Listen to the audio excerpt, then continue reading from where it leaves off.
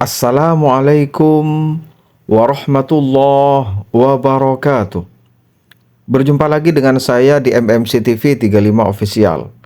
Di kesempatan kali ini saya akan kembali mengajak teman-teman semuanya untuk belajar bareng di sini.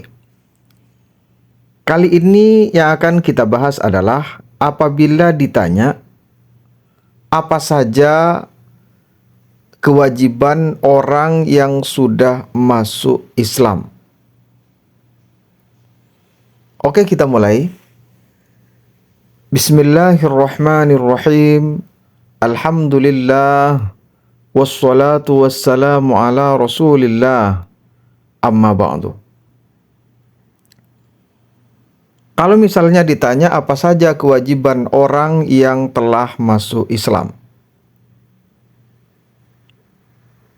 Orang yang telah masuk Islam itu tidak ada bedanya kewajibannya dengan orang-orang yang memang telah Islam dari lahir. Ketika mereka sudah sama-sama mukallaf. Orang mukallaf seperti yang telah kita sebutkan di episode-episode sebelumnya, bahwa yang beda hanya antara orang kafir dengan orang Islam ketika sudah mukallaf. Maka kalau orang mukallaf itu adalah orang kafir, maka dia wajib masuk Islam. Dia harus masuk Islam. Kalau orang Islamnya sendiri, nah itu sama statusnya dengan orang kafir yang sudah masuk Islam. Artinya sudah sama-sama Islam. Dua-duanya antara orang yang baru masuk Islam dengan orang Islam yang memang di Islam yang sama-sama mukallaf, dua-duanya itu punya kewajiban yang sama. Apa kewajibannya? Kewajibannya adalah disebutkan oleh ulama seperti yang dikatakan tadi, kalau misalnya orang mukallafnya adalah orang kafir, maka dia tugas pertama adalah, kewajiban pertama adalah ad-dukhulu fi dinil Islam. Kalau dia orang kafir. Nah, kemudian kalau misalnya sudah Islam, nah sama kewajibannya dengan orang Islam yang lain. Ketika sudah Islam adalah was-subutu fihi 'alad dawam. Artinya mempertahankan keislamannya. Itu secara mudah untuk memberikan pemahaman tentang was-subutu fihi 'alad dawam.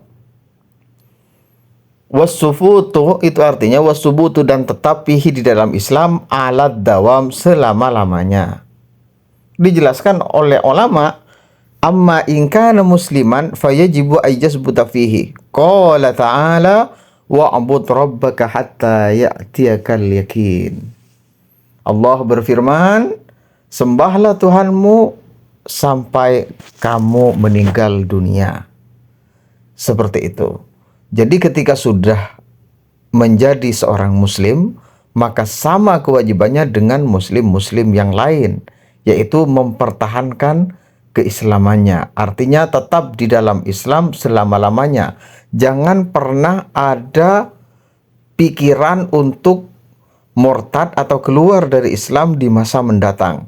Karena ketika seorang muslim berpikir untuk keluar dari Islam di masa mendatang, seminggu lagi, 3 hari lagi, setahun lagi misalnya, maka orang itu langsung murtad seketika.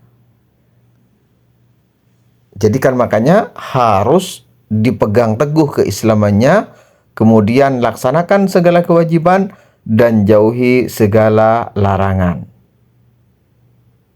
Jadi itu yang menjadi tanggung jawab seorang muslim. Nah, ketika sudah muslim bisa mempertahankan keislamannya, kuat keislamannya, tugas yang harus dilaksanakan adalah waltizamu ma lazima alaihi minal ahkam. Artinya apa? Wajib melaksanakan hukum-hukum yang ada di dalam Islam. Artinya apa?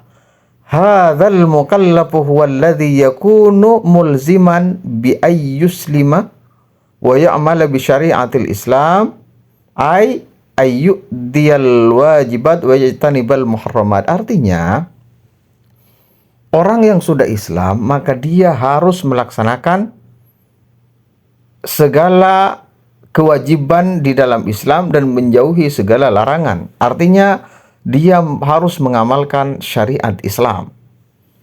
Nah, di dalam Islam, setiap orang mukallaf itu punya kewajiban untuk mempelajari ilmu agama yang hukumnya fardu ain. Ilmu agama yang hukum mempelajarinya fardu ain adalah wajib bagi setiap muslim. Ilmu yang hukum mempelajarinya fardu ain ini terbagi menjadi dua. Ada yang harus disegerakan, tidak boleh ditunda-tunda mempelajarinya, yaitu seperti misalnya tata cara bersuci dari hadas dan najis, wudu dan mandi wajib itu. Kemudian tata cara sholat yang benar itu harus segera dipelajari, tidak boleh ditunda-tunda. Karena ini adalah tanggung jawab yang memang harus dilaksanakan setiap saat. Jadi ini adalah kewajiban yang tidak boleh ditunda-tunda. Jadi harus dipelajari saat ini juga. Ketika sudah mukallaf harus melaksanakan itu. Itu contohnya sholat.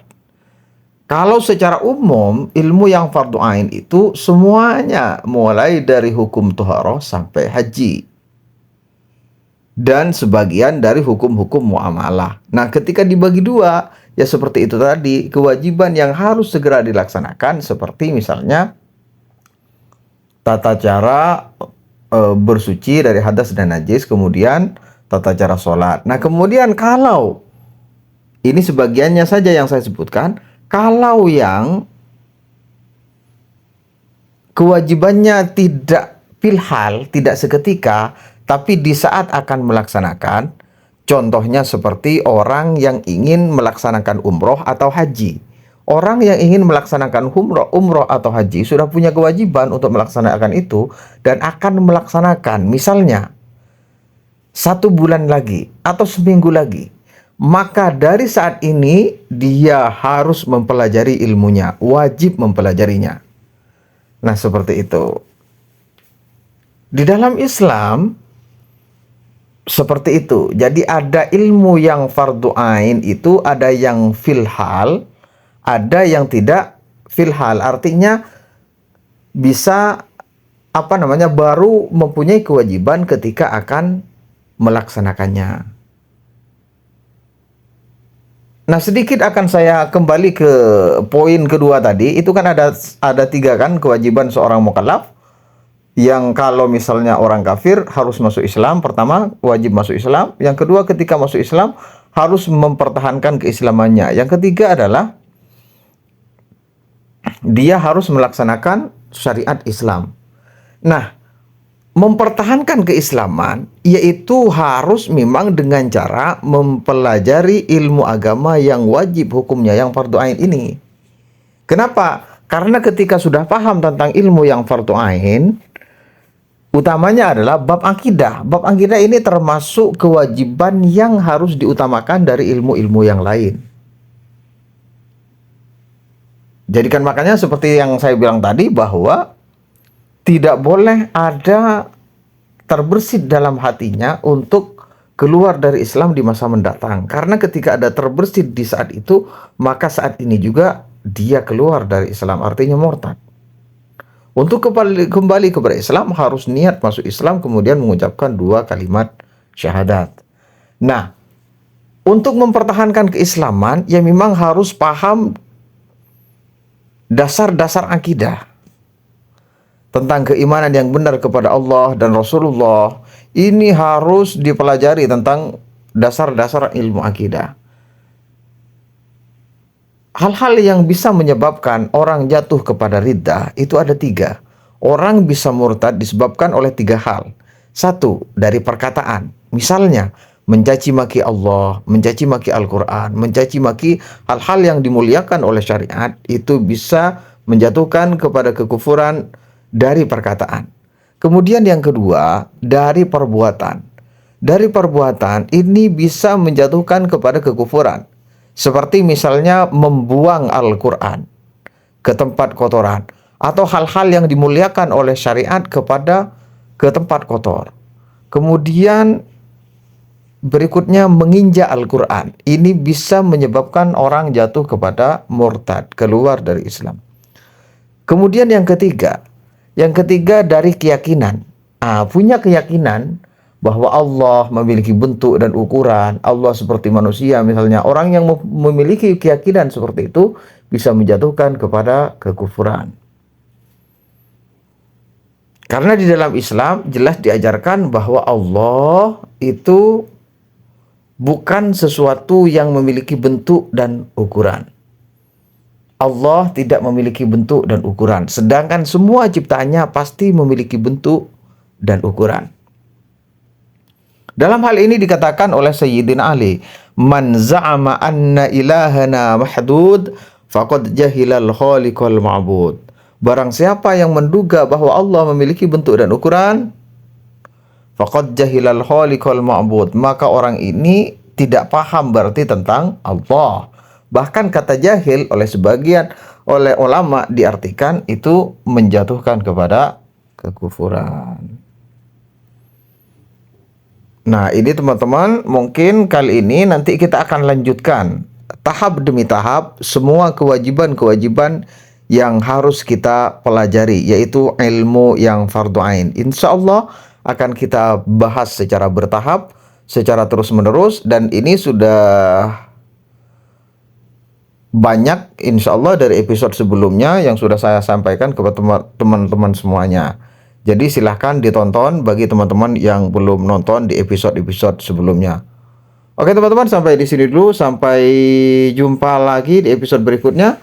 Dan nanti tahapan-tahapan berikutnya akan kita pelajari bersama. Dan apabila menemukan kekeliruan dari apa yang saya sampaikan, jangan segan-segan untuk menulis di kolom komentar. Dan jangan lupa like, subscribe, dan bagikan kepada yang lain. Semoga bermanfaat. Perlu diingat bahwa berbagi kebaikan kepada orang lain, maka kita akan mendapatkan kebaikan yang sama. Rasulullah Shallallahu Alaihi Wasallam bersabda, "Man dalla ala khairin falahu mithlu ajri fa'ilihi." Barang siapa yang menunjukkan kepada kebaikan, maka dia akan mendapatkan kebaikan yang sama seperti orang yang melakukannya. Kurang lebihnya saya mohon maaf. Wassalamualaikum warahmatullahi wabarakatuh.